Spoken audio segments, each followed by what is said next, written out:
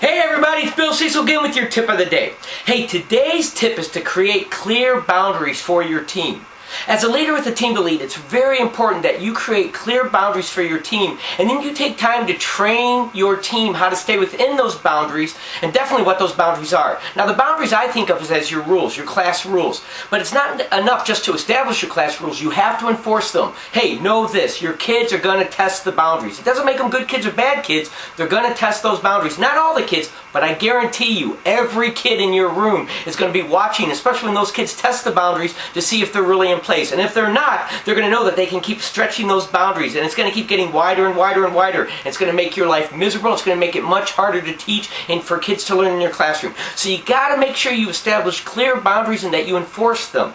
It reminds me of our dog and our invisible fence. We have an invisible fence for our dog, and it's great. It works great. What happened is that the invisible fence people came out with our dog, and they actually trained our dog how to stay within the boundaries that they set by burying this cable under the ground and then putting a collar on our dog. And what they did was they put these flags around the yard, and if the dog got too close to the flags, a little beep would go off on his collar. He would hear the beep, and then we would be behind the flags screaming, "No, back, back, back!" And he knew that something was wrong with those flags. He knew to stay away from those flags. He was getting too close to the boundary.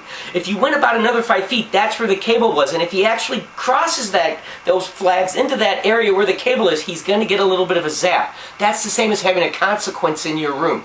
So what happened is my dog definitely learned how to stay away from those blue flags, but someday, one day he was outside, he saw a squirrel, he decided to break through those blue flags, and then he went through the cable and definitely got that zap. Once he got that zap once or twice, he learned not to do it anymore. And so the key for us was to always keep the collar on him and to keep the invisible fence on, so that definitely if he crossed that boundary, he would know he crossed something he wasn't supposed to. And he learned real quickly to stay within the bounds. Now what happens is he runs all over the yard. It works great. So let's go back to your classroom. Your rules are the boundaries. You definitely want to establish your rules.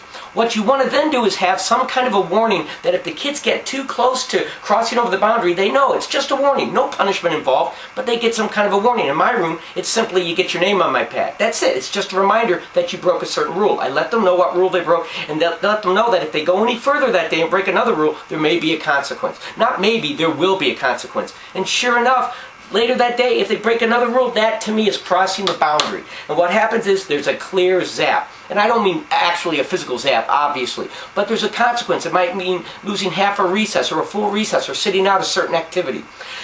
It's important that once you establish what these consequences are, what the warning's going to be, or where the warning's going to take place, or when it's going to take place, and then what the actual zap's going to be, or what the consequence is going to be if they break the rule a number of times, you have to enforce it consistently, because I guarantee you the kids are going to test you on this. And again, not all the kids, but enough that all the kids are going to be watching to see, is it really in place? Is it really in place on a Friday afternoon? Is it really in place on a party day? Is it really in place the days that you maybe have a sub or you have other things going?